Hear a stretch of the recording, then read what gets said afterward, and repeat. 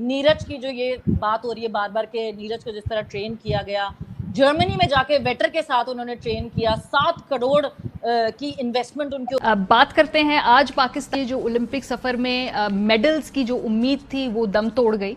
अरशद नदीम ने Tokyo Olympics के javelin throw मुकाबलों का जो फाइनल राउंड था उसमें हिस्सा लिया, 5वीं पोजीशन हासिल की, तमगा वो नहीं जीत सके। और जुबैर साहब, इवन ये जो भारत में जो अब ये लोग मेडल्स जीत रहे हैं, वहां की खवातीन और वहां के ये नौजवान, ये 2010 ऑनवर्ड्स बाकायदा उन्होंने आइडेंटिफाई किया, इनको ट्रेन किया, इन पे इन्वेस्ट किया, अब जाके उसके रिजल्ट्स नजर आ रहे हैं। नीरज चोपड़ा की ये ट्वीट है जो आप स्क्रीन पे देख सकते हैं, जिसमें वो जून 2021 में कहते हैं कि मैं टोक्यो के लिए बड़ी तैयारी कर रहा हूं, मेरी हुकूमत मेरा भरपूर तरीके से ख्याल कर रही है, मैं यूरोप में ट्रेनिंग कर रहा हूं, हालांकि इतना मुश्किल था, इस वक्त वीजे नहीं मिल रहे थे, बड़ा सख्त वक्त है कोविड की वजह से, फिर भी मेरी हुकूमत ने मुझे वहां भेजा। आइए हम आपको दिखाते हैं कि पाकिस्तान और भारत के साथ चूंकि बड़ा मुकाबला होता है जेवलिन के मुकाबलों में, पाकिस्तान और भारत जो वे कहां खड़े हैं।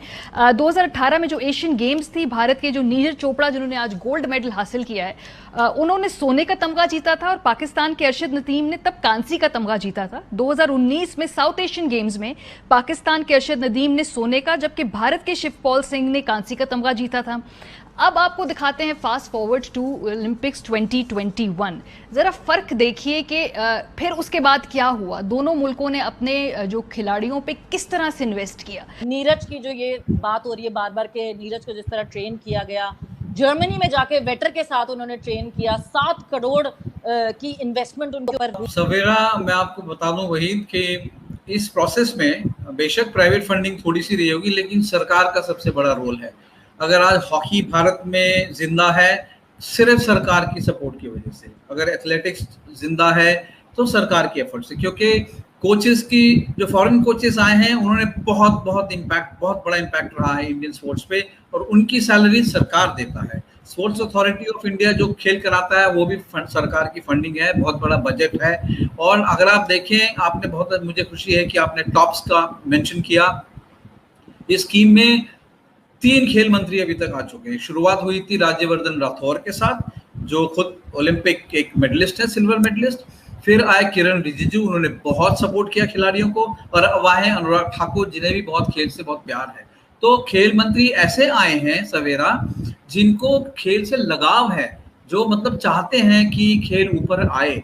और सबसे बड़ा, जैसे मैंने कहा कि फॉरेन कोचेस उन्होंने रियलाइज किया कि जब तक हम इसमें टेक्नोलॉजी नहीं लाएंगे, modern training technology, coaching technology, वो कैसे आएगी जब आप फॉरेन हैंड, आपने विमेंस हॉकी की बात की, उसमें एनालिटिकल कोच बाहर की है, हॉलैंड की है लेडी वो।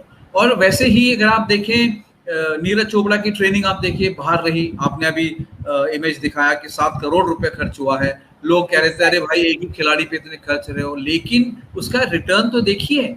उसने गोल्ड मेडल लाया है, जो मैं तो बहुत खुशकिस्मत समझता हूं अपने आप को कि मैंने अपने टाइम में एक एथलेटिक्स में मेडल देख लिया, और वो भी गोल्ड मेडल। हम तो सिर्फ ख्वाब ही देखते थे। और हॉकी में एक मेडल आ गया। लड़कियों ने तो कमाल का जज्बा है, लड़कियों ने तो कमाल कर दिया इस बार। आप बेशक नहीं लाई वो मेडल सगीरा, लेकिन आपको मैं बता दूं, सबसे ज्यादा जो दिल जीता है लोगों का, वुमेन इंडियन हॉकी टीम ने, वुमेन हॉकी टीम ने जीता है। बिल्कुल बिल्कुल, मैं हॉकी टीम के ऊपर आऊंगी, मगर उससे पहले वहीद, नीरज की जो ये बात हो रही है बार-बार के नीरज को जिस तरह ट्रेन किया गया, जर्मनी में जाके वेटर के साथ उन्होंने ट्रेन किया, 7 करोड़ की इन्वेस्टमेंट उनके ऊपर हुई। इन कंट्रास्ट जब मैं अरशद को देखती हूँ तो अरशद यहीं खेतों में जेवलिन की तैयारियां करते रहे। सो आपको लगता है कि क्या फॉरेन कोच जवाब है हमारी परफॉर्मेंसेस बेहतर होने का, या इन्वेस्टमेंट्स जवाब हैं? बिकॉज इस दफा पीएसबी ने कुछ बजट वापस किया गवर्नमेंट को कि हमें जरूरत नहीं है।